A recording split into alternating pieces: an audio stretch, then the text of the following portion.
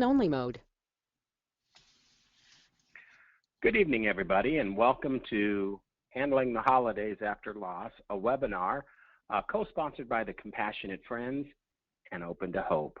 My name is Alan Pedersen. I'm the Executive Director of the Compassionate Friends, and we understand that the holidays can be a very difficult time, especially for families who are going through a loss.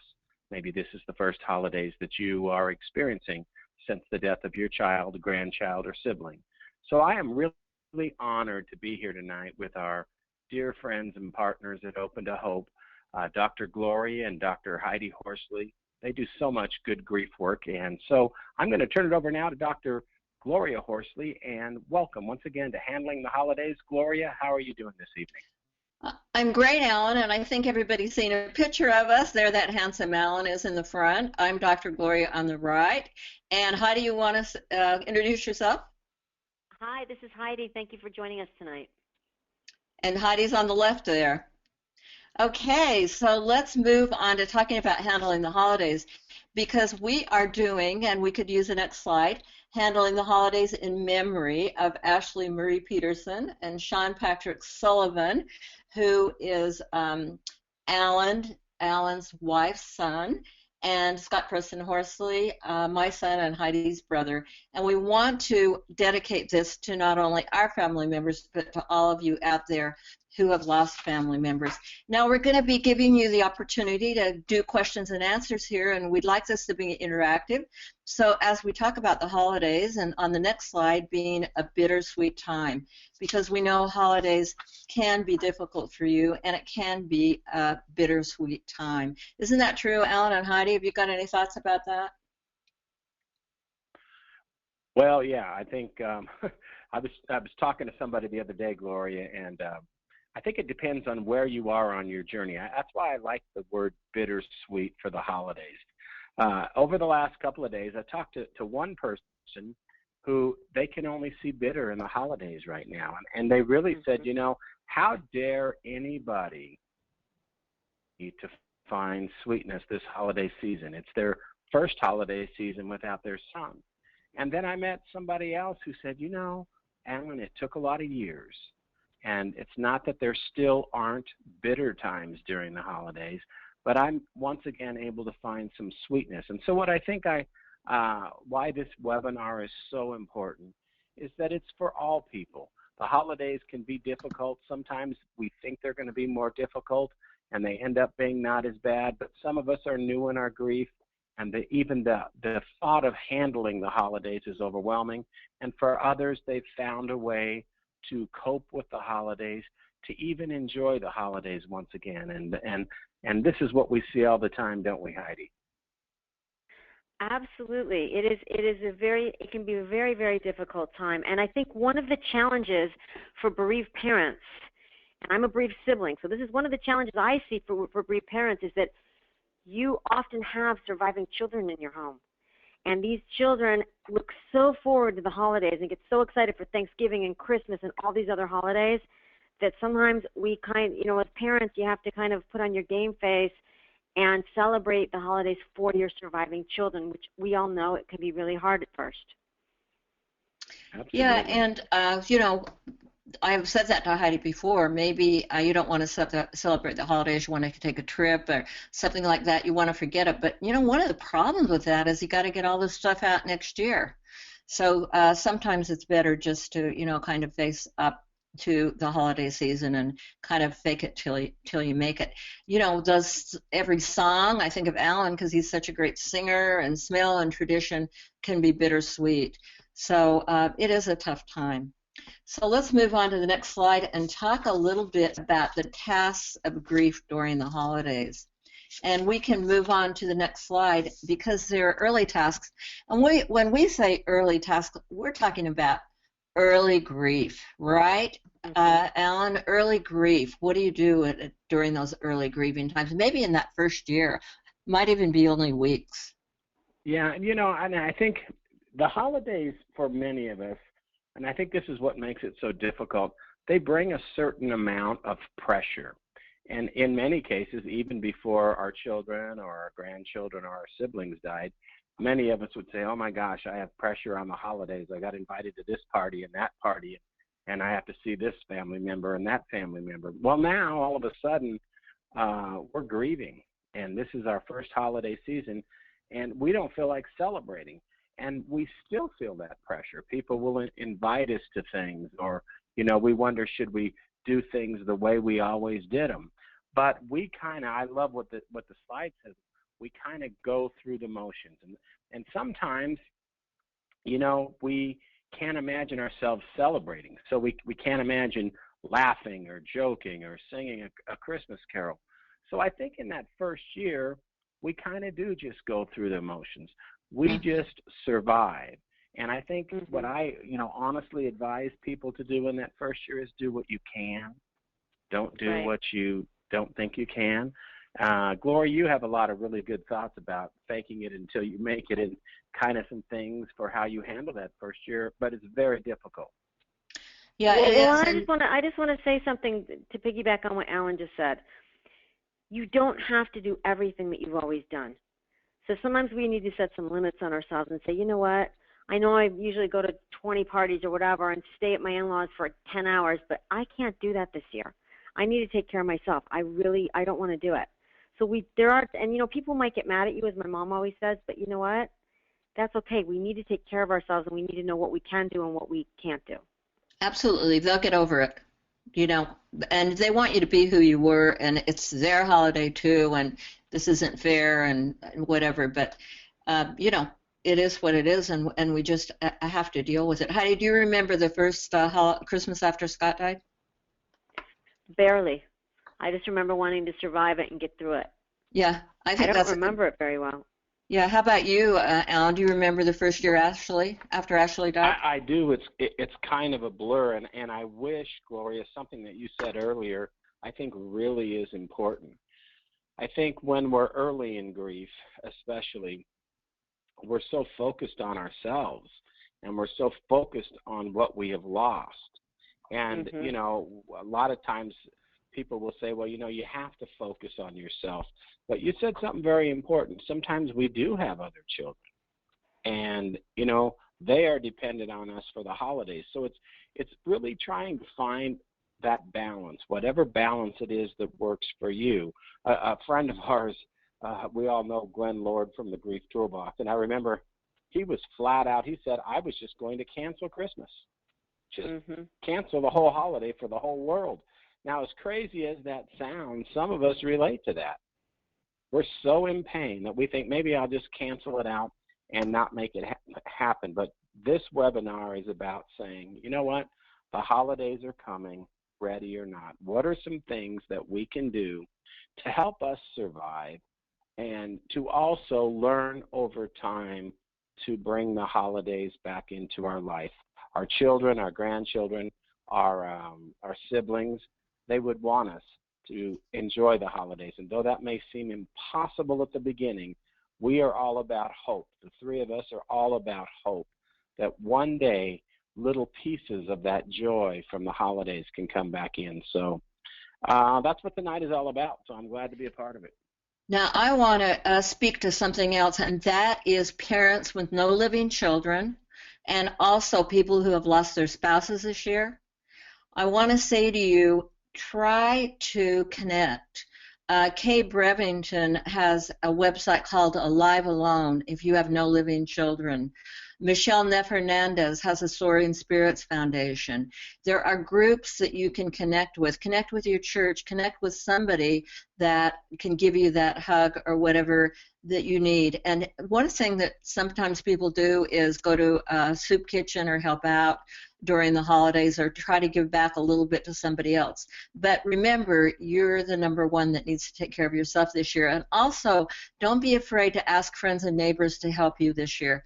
Let them take your kids shopping. Ask family members. Get help. Let people help you. Because I want to tell you, in early grief, one of the greatest gifts you can give other people during the holidays is to let them be of service. So don't be afraid to do it this year. Well, Mom, can I tell you what Darcy used to do? Darcy Sims, and I know you guys probably remember this. She would go and buy presents for her son that had died, Big A, and then she would bring them to a homeless shelter. She'd wrap them, and then bring them to a homeless shelter. Oh, yeah, I remember she talked about that. Yes. And we have a Christmas webinar on our site with Darcy that you can go, a holiday webinar that you can go to Open to Hope and look at her talking about that. So let's move on to the mid-tasks. And I want to tell you the reason we're calling these tasks is because grief is work. It's grief work. Right. It is a task. I mean, this is hard work you guys are doing. Anybody out there who's got a loss, we know, we've been there, we know it's hard work.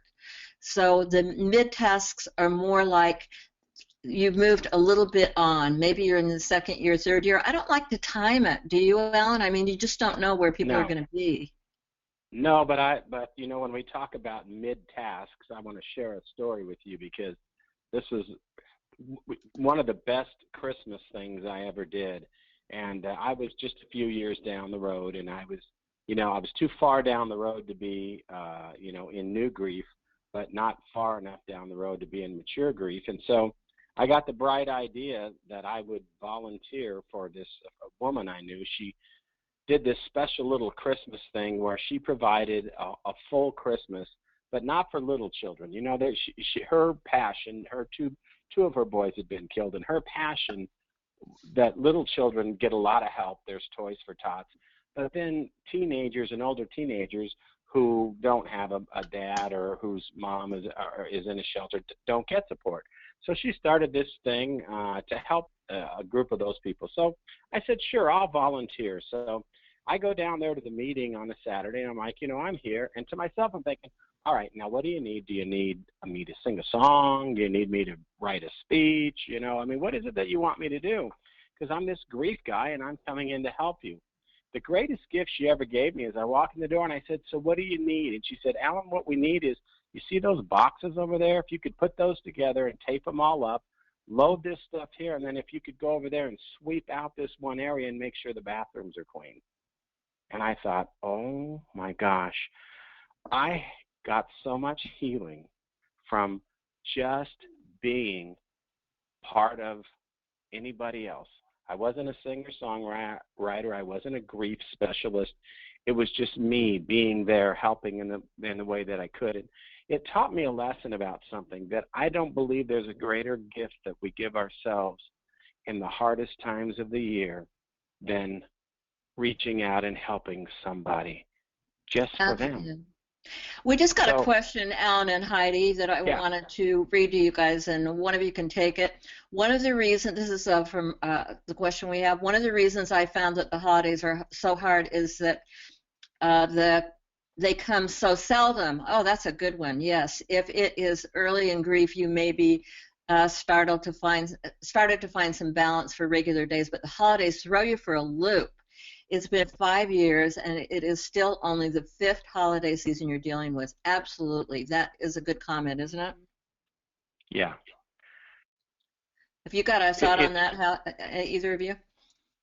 Yeah, and I'm not trying to shut you out there, Heidi, but I agree that, we things aren't linear in our grief with holidays. And I remember that my 3rd or 4th Christmas seemed so much harder than my first Christmas.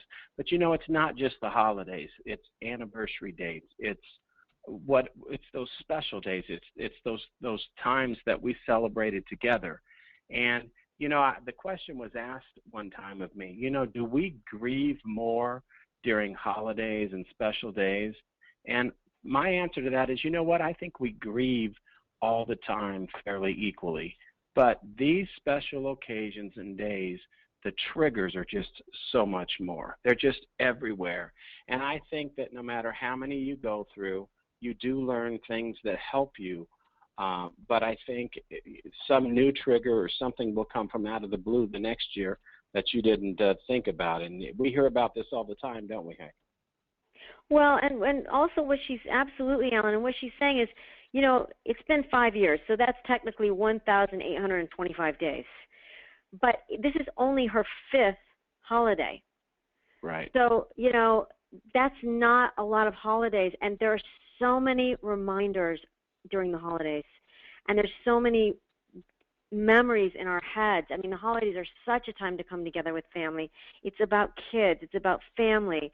And, those are some of our best memories that we spend are the holidays. So completely understandable that she is feeling like, this is such a big mountain to climb, yet another holiday, which is why we are going to give you tips for how to get through it, basically. All right, here's another question we have, and the writer says that it's been 40 years since I lost my first daughter, Alicia, and 9 years since my Rachel. They were my only children. It's so hard to get through the holidays. I buy Christmas presents for 2 girls for Operation Christmas Child, which is a wonderful thing, I must say, but I still cry and my heart breaks because I miss my girls so much.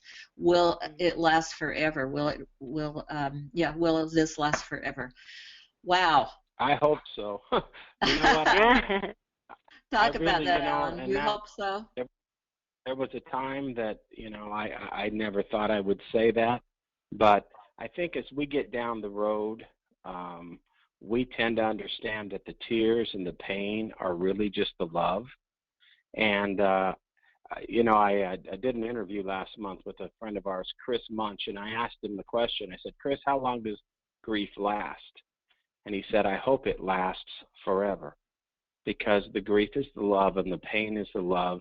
And the tears are the love. It just takes time. And for everybody, that amount of time is different. But when you wake up and realize that these tears I'm crying or this emptiness or feeling are because the love that I have for my husband, my wife, my child, my grandchild, my loved one, my brother, my sister, that love did not die the day they died. And holidays remind me, oftentimes they remind us of what we have lost. And they remind us of what we cannot experience. And it really takes work to go ahead and feel that, feel all of that, and then take another breath and remember those times that we had, those times that were beautiful. It's a bittersweet dance. Right. We've got another question here, and it's a woman who has lost her only child, her son, and she said this is her first Christmas, and how can she ever celebrate? Can she avoid it altogether? Heidi, have you got a comment on that? Can somebody avoid Christmas altogether if it's an only child? Well, she has only one child. I think there are times where we do avoid it. I mean, the second Christmas we went to Hawaii, and we actually did not have a Christmas. And my brother had never been there, and we kind of just needed to take a break. But eventually, I think you really do need to move into the holidays, because the problem is you're going to have boxes of ornaments and all sorts of things, and I'm guessing that eventually you're going to want to look at them and put them up. Alan, do you guys have thoughts on that? I don't, I think the thing about it is, and Gloria, you mentioned Kay Bevington earlier at Alive Alone. I can't pretend to know that not having any living children, that you could ever celebrate Christmas again. You might find a way to manage the holidays. You might find yourself connecting, as you said, Gloria, so well with others who don't have surviving children at the holidays. But that's a very difficult thing. And again, it's about managing your grief. But I believe connecting with others, helping and connecting with others who understand that loss is very important. Don't you, Gloria? Absolutely. And don't forget the Compassionate Friends candle lighting the second week in December at 7 o'clock at night. And you can go online and write in the book, and it's all over the world. And that's a wonderful thing to get together. But you know what? If you don't want to celebrate it this year, and really maybe you take a vacation. I know people who've done that, and if you can do that and it works for you, and maybe you'll come back next year and decide you want to do it. Let's move on to. Can I say something real quick, Mom? Yeah, I really want to address this question, because my heart goes out to this woman. She's only a year out. So what I want to say is, I think that with time, there are shifts. But I think what happens is when we're in our grief and our pain, sometimes it's hard for us to see that we're in a different place than we used to be. I think over time what happens is you still cry and you still have tears, but your recovery is quicker. There was a time where if I had had a reminder of Scott on Christmas, it would have ruined my entire day, and I would have been just you know, wanting to crawl back into bed. And now, yes, there are moments when I get really sad for a few minutes on Christmas, and he's been gone over 30 years. But I'm able to rebound quickly and enjoy my holiday. And I think, you know, that happens when you're further along when you're further down the road. And I want to make a comment back on that too, because that what you just said triggered that in me. For this lady, and my heart goes out to her as well. You know, right now, I would say that you probably feel like you will never celebrate another Christmas, but you know what? The grief perspective changes. How it's going to change for you, I don't know. But I think for this year, it's probably just as normal and natural as can be to feel like you will never celebrate another holiday again. And you know Absolutely. what? You can check back in. You can check back in next year and the year after that and the year after that. And we just never know. One day, for myself, a few years down the road, I was at the store and I found myself humming along to a Christmas carol, which I said I would never do again, ever. So you just, for right now, it's okay to believe you'll never celebrate again. Be open, though, to hope. That's what I love about your organization. If you're open to hope, hope may come. And when I it does, agree with you, Ellen. take it in. And not being critical or judgmental of ourselves. If we don't want to celebrate, if she doesn't want to celebrate, then that's okay. That's maybe a gift she's going to give herself this year. Yeah. Yeah. So we've got another question here. This is an interesting problem. What do you do when your living children don't want to celebrate the holidays? Lost my oldest son 2 weeks before Thanksgiving 2 years ago. So you've got Thanksgiving and Christmas and her son's birthday are all part of the November, December, and her other kids don't want to celebrate it. While that's a tough one, I think, again, you need to take care of yourself and decide what kinds of things you can do that will celebrate it for you. I don't know, Heidi, you're a sibling. What do you think about well, Did you ever not want to celebrate after Scott died? I don't know if she wants to celebrate, the person that you know, wrote in. But what I would say to you is I didn't want to celebrate it either, but luckily our whole family didn't want to. This was the second year. And so we, like I said, we all went to Hawaii and were on the beach, and it was very therapeutic for me because I did not want to open up the ornaments and revisit all those memories and hang the stockings. And so as long as she's on the same page, if not, I think they need to reach some kind of an agreement that they can all be okay with, some kind of a compromise. And that can be hard and difficult. And yeah, some of the things you can do are rituals too that you do for yourself. You can have a table. I mean, there are all sorts of things that you can do for yourself to remember. But it is a problem if your other kids don't want to celebrate, isn't it, Alan? Especially if they're older. Yeah, and you know, something that we understand from your work as professionals and my years in here is that, you know, grief is so unique, and the best gift, I remember Darcy Sims always telling us, the best gift we give each other is the gift of tolerance.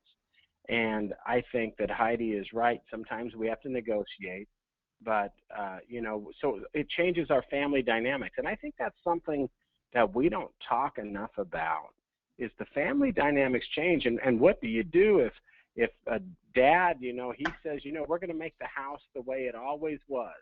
He gets comfort. We're going to decorate. We're going to do everything. And mom says, you know what? The sight of a Christmas tree I couldn't stand.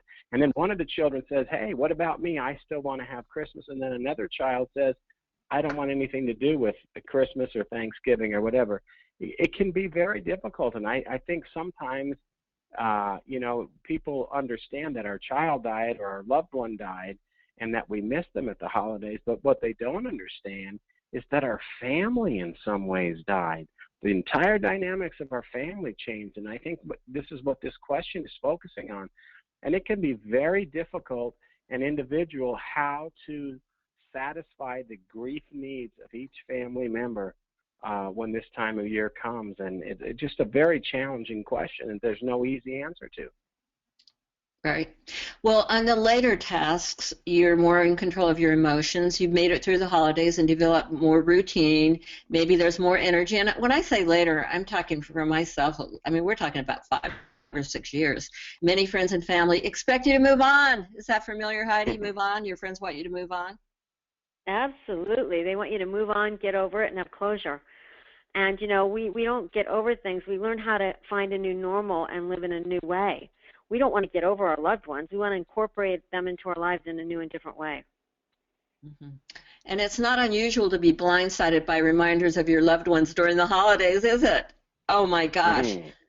You can think it's fine, and then you smell a smell, or, you know, if you had a spouse die, maybe a wife, you smell something cooking that they cooked, or you had a meal, or, you know, you just never know when it's going to hit you, or you go to a party where they're not there, you know.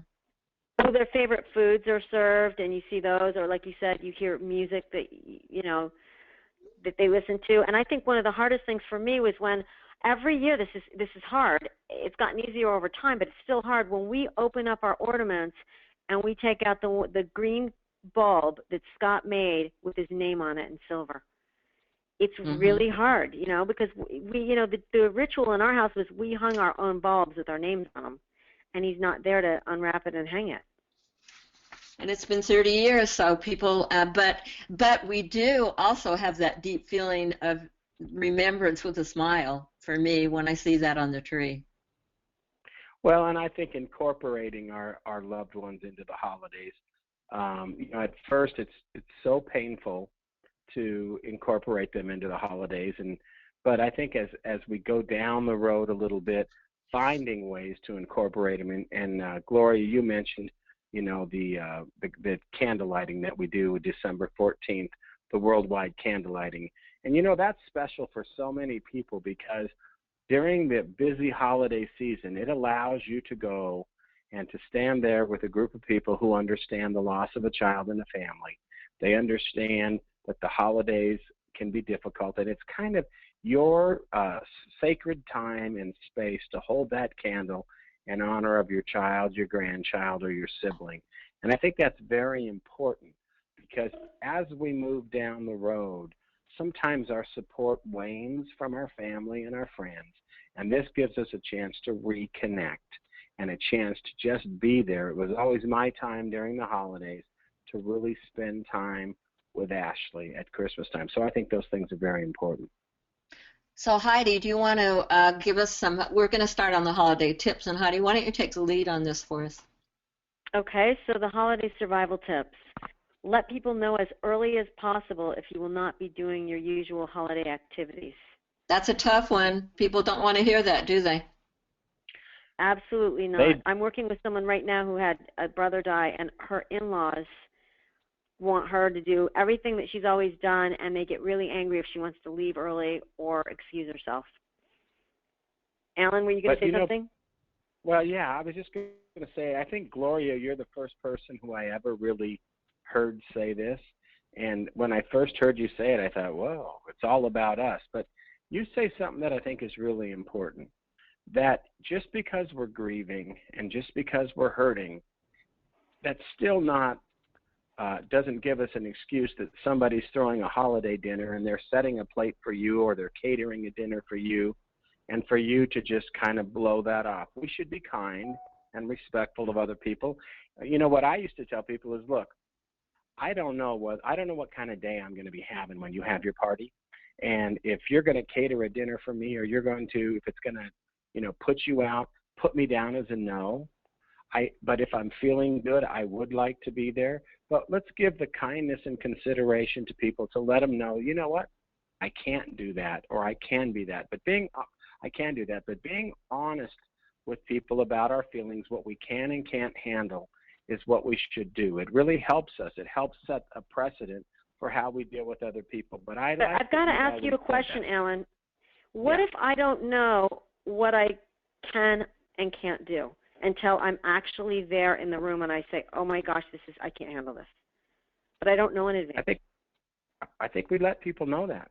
You know, I think that's why we let people know. I may walk through your door and I may see all the smiles and and I may have to walk out. And if I do, please understand. I think communication is important. And I think there's a part of the grief world that used to say, you know what, we don't know what we can handle. But you know what? Let's communicate with people what we do and don't need, because we all know that the better we communicate to people that, you know, we don't know what we can or can't handle, a lot of times the greater our support is from them. they can understand that. But rather than to just tell somebody, I'm going to be there, or not to give people an answer, I think that the more we communicate honestly where we are, how we're doing, what we need, because it teaches us to tell people what we need in support. I think that benefits us in the long run. Do you agree with that, Gloria? Did I paraphrase? I absolutely do, and I wish I would have put early in giant letters. Tell people now if you're not going to go to Thanksgiving dinner. Don't wait. If you're questioning it, tell them early. They won't like it, but I will tell you, if you tell them on the day, it's going to be a lot worse for you and them. Or tell them, as Alan said, that you will try, but you don't know if you'll be able to do that under the circumstances. But then get somebody else to take your kids to the event, or bring them home, or try to make some plans ahead if you can. I know early on you're on autopilot, and people are just going to have to forgive. I mean, I'm sure I did so many dumb things at the first year after Scott died. I can't even tell you what they are because I don't remember, because I was on autopilot. And I'm always saying to people, too, make sure that you have transportation that you have access to. Bring your own car, because I've heard a lot of people, and I remember these days, if you don't bring your own car, sometimes you get stuck places you don't want to be. Yeah. And you feel really bad, and you can't escape. Absolutely, and I, having done this with you for many years, Gloria, I think I've really began to put that message out there too about planning in advance. Because even though you're in grief, and as you go down the road a little bit, having a strategy for how you are going to handle the holidays helps you. And people say, well, how does that help you? It helps you because there's enough anxiety during the holidays about, how am I going to feel? A lot of times the anxiety is greater than the date itself. But if we plan in advance and say, you know what, I'm not coming to Thanksgiving. I just can't do it. And, then that takes the anxiety of having to be there away. We need all the help we can get during the holidays. So the more you let people know what you can and can't handle, and if you don't know, you say, you know what, I may wake up Thanksgiving morning and feel great, and I want to come over, and by golly, if I come over and I'm having a good time, I'm going to stay. I may come over and fall apart, and I have to leave. I have just found that people who become the CEO of their grief journey and plan and have a strategy for the holidays don't get blindsided quite so much from feeling stuck, like you said, Heidi. That's a horrible feeling, to have ridden with a group of people, to be stuck at a holiday event and you're in the bathroom, throwing up or sobbing your eyes out because it's so painful for you, and you feel like you're ruining the event for all these people you care about. If you plan and strategize ahead, I think it really serves you well. Well, and Alan, I love the idea of what you just said. We need to become the CEO of our grief journey. Absolutely. So other holiday survival tips, which I think with others, taking breaks, going for walks, and then the last one is remember we hurt so much because we loved so much. Yep, that's important. And one of the things I want to say that's always been a big tip for me is to tell people that you may have to leave the room or you may go outside for a little while. Don't come and get me. Sometimes you just need a moment. People have trouble giving you a moment. Yeah, absolutely. So remember that you need to do that, because we hurt so much, as Heidi said, because we love so much. So let's talk about finding a new normal. Let's move on a couple of slides. Finding a new holiday normal. How can we do that? I wasn't all that normal to start with, so finding a new normal is difficult. Finding a new holiday abnormal for you, Alan.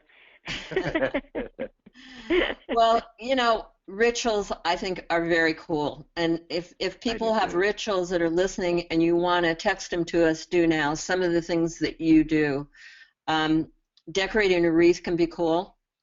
I love that idea. I mean, putting stuff like, my brother was a big Jets fan, so putting things that symbolize the Jets. He loved Twix bars. Putting a Twix bar on there. He was, on the baseball team and the football team, maybe putting a little baseball. You can decorate a wreath with their favorite things. We had one friend who actually wore her husband's army boots around for the day.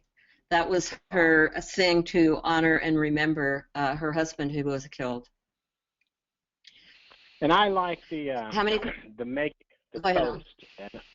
I'm sorry. And I think this is a beautiful thing. A lot of times we go to that holiday event, and our loss is oftentimes the elephant in the room, and people don't know what to say or they don't know what to do. But having that holiday toast, I just think it's a really beautiful thing where we say, look, here's the deal. I'm here, and it's a bittersweet day for me, but I would just like to make a toast to, Scott or to Ashley or to Sean, and to start things off that way. I met a lady one time who had such a difficult time with the holidays, and so I advised her on the next holiday. I said, you know what? Nobody would talk about her son. I said, when you get together, just before you have dinner, ask everybody to tell a little story about your son, and say if they're willing to do that, you're not going to be a mess the rest of the day. And that became one of the most healing things. They would go around the room and tell the story, and her dad was the one person who would have the most difficult time talking about it. When it came his turn to say something about her son, he said, I don't think I can do this. He said, I don't think I can do it, but I've got to do it for Mikey, he said. And he tells this story about how when Mikey was young, they went to church, and he had to watch Mikey. And so he was sitting there with Mikey, and up on the stage of the church, somebody banged a microphone, and it made a big popping sound. And Mikey looked up at him and said, Grandpa, what the hell was that? And he just laughed, and it broke. And he told that story, and everybody laughed. And it was such a bonding time. And so she's never had that issue at the holidays again. And I know that, so having that toast or having that moment where we share a story can embrace us to people. It can help them to not forget. It can break the ice for them to say that, it's okay to talk about our loved ones. So I think that these rituals and finding new holiday normals can be very healing for us if we do them in the right way. And our audience has got some great ideas, people. I don't want to break in, but we're getting some wonderful ideas. I bought a new tree, white, and decorated only with purple ornaments, my son's favorite color. I bought new stockings as well, new stuff to avoid having to decorate with decorations and ornaments that we used while my son was alive. Something different for myself and my youngest son. It actually helped. This will be our second holiday season without our 20-year-old son. Wow, that is an awesome one. I like that. A tree. I love that. I love it. Yeah, Ashley loved purple too, so whoever wrote that, thank you very much. She would be loving your purple ornaments on your white tree. What a beautiful thing. And what great ideas. Here's another one. Last Christmas was the 7th without my daughter. I knew my family didn't know how to approach me about the event. I started a tradition of sending a small tree ornament to all my family members with a tag attached with her name. Saying if they are not comfortable hanging the ornament, I understand. Last year, Kelly's ornament was received with glee. I received pictures from all my family. This year, I am sending their second ornament. My ornaments are theme-based. Each year, I know her ornament is hung and. Wow, that's beautiful. Great idea. I love that because, the worst thing that people can do is not to mention our loved ones and just to pretend it never happened. That is so painful. So I love that she's doing this and giving people a way to acknowledge and celebrate the life of her daughter. And here's another one. My family always does a grab bag with a theme. We now always do the grab bag theme in memory of my son Thomas. That's great. It's wonderful.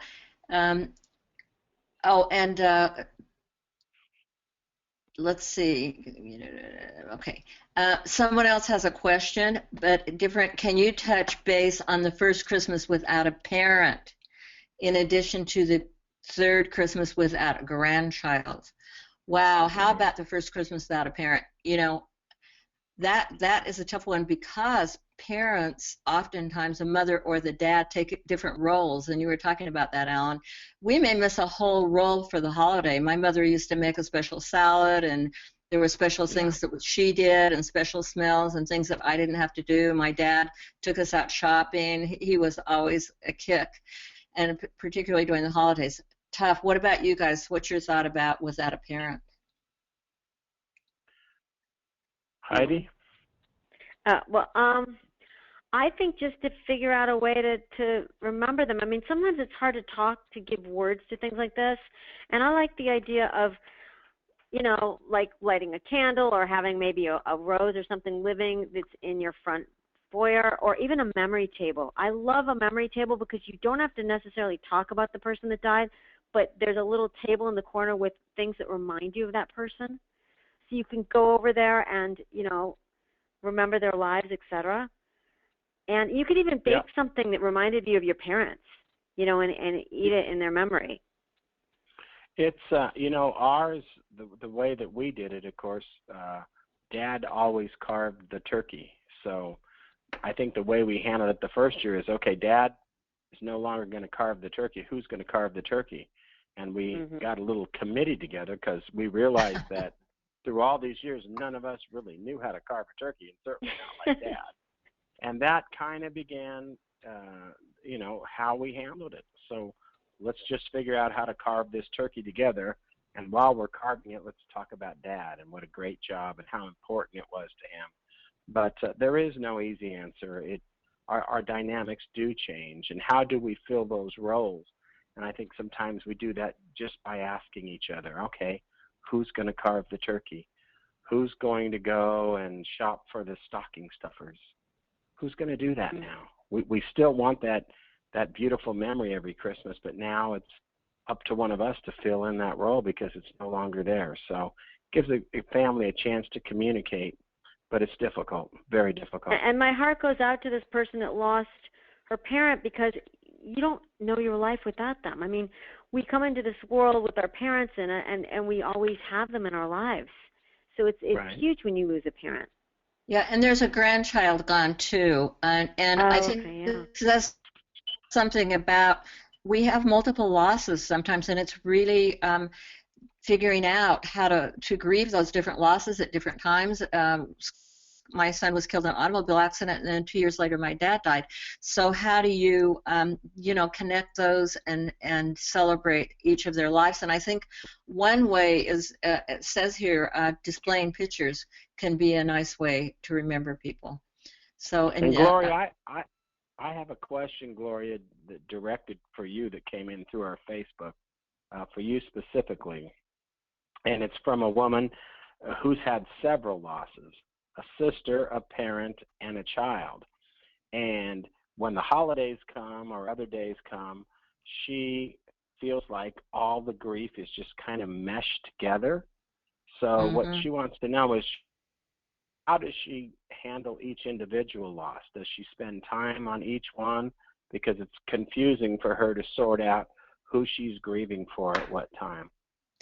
I've heard a lot of people talk about that, and when we've interviewed them, people have said that they think that each grief is different. They're very different. If you've had those different losses, and Mom, you've had all those losses. Yeah, there's a different response because your parents took care of you, but yet you took care of your child. And I haven't lost a spouse, but I know with spouses too, it's different because, as Alan said, everybody fulfills these different roles, and how are you going to refill those roles? Some roles you can fill. You can get other people to mow the lawn, or you can get other people to put gas in the car, or whatever, but some things will never be filled again. And it is sad, but staying in connection and trying during the holidays, if you're feeling like you want to have them separate, and maybe you don't, and maybe you don't even, you don't want to have, but if you do, you might want to think of something. You could light 3 candles if you've got 3 family members, or you could have when you have the toast, have a toast to all of them separately, and you could have different family members toast each person and say a loving memory that they have of them, or something fun that you remember, or but try to separate them if you want to honor each person.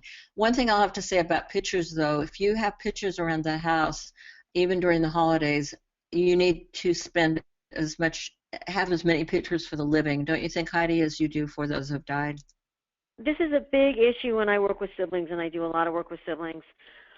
You know, they say, you know, when our brother or sister dies, our parents create a shrine in the house for the person that died, the sibling that died, which is a beautiful thing. However, oftentimes the siblings that are still here feel that there's not enough photos of them, and they feel really hurt about it. So yes, just to keep in mind that your surviving kids are counting those photos, and just to have pictures of them as well. The other piece is, and I don't know if we've talked about this, but when you're doing a toast for someone and pretend it's for a child that's died, you can say, this is for Scott. We really miss him, and we wish he was still here. And this is also for our 3 surviving daughters, and we're so glad they're in our lives, Heidi, Becky, and Heather. So to include not only the person that died, but the kids that are still here. Absolutely. Well, we've got a few more comments I wanted to get. Then we're moving on to what's our new, trying to set up a new normal, but let's see if I can find this. Heidi, why don't you talk about the first one while I try to find this question? Finding new, you mean make your loved one's favorite dish? Yeah. Okay, I love that idea, because isn't food like such a part of the holidays, Alan? Amen. And our connection with food in the holidays? Yes. So I love the idea of thinking about cooking that person's favorite food and serving it. Right. Ask people to talk about a funny or happy memory, and read inspirational stories by others who found hope after loss. I love the idea of saying to everyone, okay, let's share a funny memory of the person that died, because you know it's so fun to hear that kind of stuff. Yeah. And you know, I'm a big believer. Obviously, I'm the executive director of the Compassionate Friends, but long before I was the executive director, I was a member. And I will tell you that having other people who understood my pain and to be able to have access to the things that help them was so important to me. And you know, it's amazing how you can sit around and think, how am I going to get through this evening? And you can be sitting with family and friends and just ask everybody to share that funny story. And before you know it, this dark, evening or this dark event turns into something light and carefree, because you realize that our loved ones, they did make us laugh. They did do funny things. They did say silly things. And so it's important to be intentional in our grief and to say, you know what? I'm hurting tonight about Ashley, but you all have some funny stories on her. Let's tell those funny stories. So finding a new holiday normal means being intentional, and finding ways to remember that there were good times, there were happy times, there were funny times. Yes, it hurts, but you know what? There's still joy and laughter in those beautiful memories, and to work hard to try to find those and make those be a part of the holidays. Well, here's a good email I get for a funny story. When my mom died in the summer at Christmas, we knew it would be hard without her. A family member suggested, instead of buying gifts like we usually did, buy something that reminded us of Mom/Grandma. And then we took turns opening them, and the person who bought the present would explain why that reminded them of Mom, Grandma. For example, Campho-Phenique, which Grandma always used. I can just smell that Campho-Phenique. So that's a great idea of how to deal with that. Well, I want to say, when we get ready to close the show, it's been wonderful being on and having everybody on with us. And I want to remind you of this. Christmas is difficult. The holidays are difficult. Hanukkah, Thanksgiving, Kwanzaa, whatever you celebrate, it can be hard. And I want to remind you, they are only one day. And sometimes anticipation of that day is actually harder than the day. So I want to say that thank you for being on the show. And here are some books that from Open to Hope, if you want to, Signs of Hope from Heaven, if you're interested in thinking about signs and connections with Mitch Carmody's in there, and Fresh Grief if you're in your first year. And there are lots of wonderful stories and things, and you can pick them up on Amazon. So we wish you a very, very happy and wonderful holiday. Does anybody else have any more comments and questions that they'd like to give us? Please give them to us right now.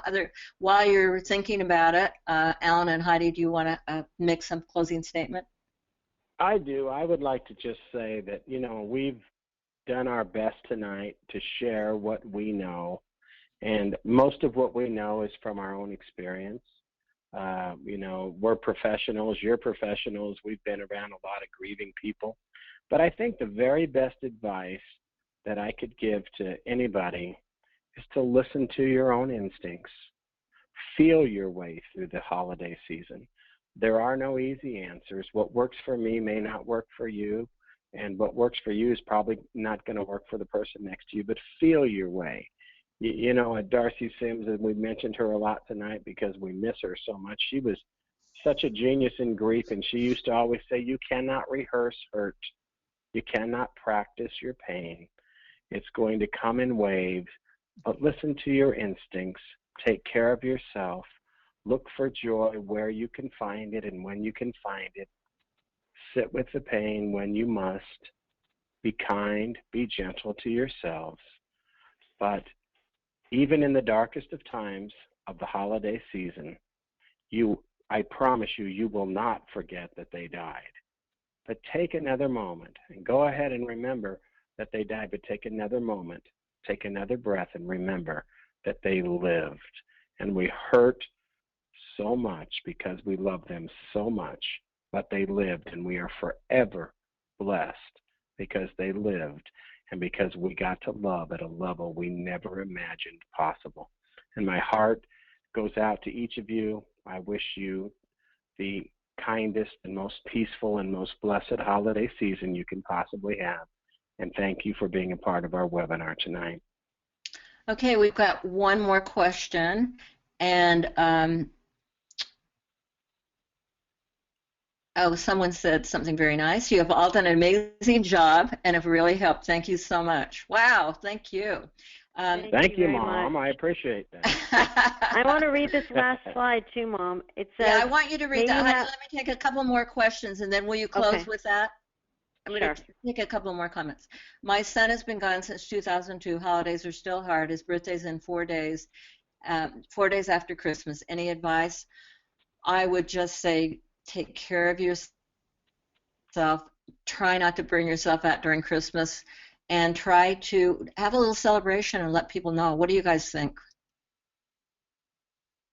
I like that idea. I'm thinking maybe, if you're ready and if it feels right, maybe do something funny. Like since it's his birthday and Christmas, buy some elephant gifts for each other. I mean, and exchange them. I know that sounds odd, but, I feel like when we're really connected to our loved ones, it's when we're in joy. Eventually it's when we're in joy and in happiness because they were light and life and joy. When we're in pain, we're thinking about our grief, but when we're in positive places, that's where the real connection takes place. Right. And I know for some of you, you're not there yet, but lean on our hope until you found your own, because we've been in dark places and we found our way back into the light. Okay, we've got one more question. How do we deal with family members who have not been supportive? My only child was stillborn earlier this year, and I have they have not acknowledged my child's death. Let me say this to you. Not all people can handle grief and loss. Some people are fairly toxic. I say you need to find safe people that will be supportive to you, and try to be kind to the family members that aren't. But you do need to surround yourself with safe people right now. And remember your child, do an ornament for your child, do a little tree, whatever you feel like you need to do for your stillborn child. But also go on the internet and look specifically for organizations to help with the stillborn child, and also come to the Compassionate Friends. But find safe people. Can I say something? A stillborn child is a very unacknowledged and minimized loss. My heart goes out to you. We have done a lot of shows on that at Open to Hope. If you want to go in, maybe share some of those shows with people in your life so that they understand this is a very significant loss. And my heart breaks for you because I know people are not acknowledging it like they should be. And, all right, and then the last. Go ahead, Alan. Well, I just wanted to say that I've got a young lady who's going to be doing a blogathon this coming weekend on the 22nd.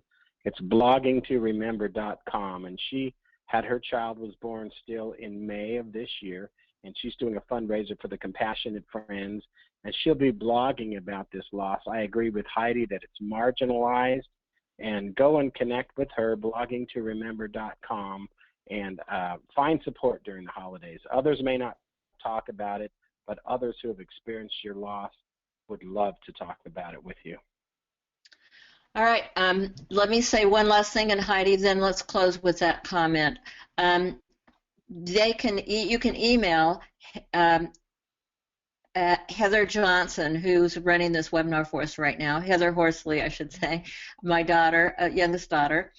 You can email her at pigpen, all one word, at xmission.com, and she will send you to the link to the webinar, and it will be on TCF Facebook page and on our Open to Hope Facebook page. So please tell everyone about the webinar, and thanks for watching our webinar and listening, and thank you, Alan, and thank you, Heidi, and Heidi's going to close with that little thanks to everyone. Thank you, Mom. May you have a healing holiday season. We will never forget our loved ones, as they will always be in our hearts. The holidays are a time that our memories will continue to connect us with those who have made us who we are today. Please lean on our hope until you found your own. Thank you. Bless you. Thank you all for being here. Bye, Alan. Bye, Heidi.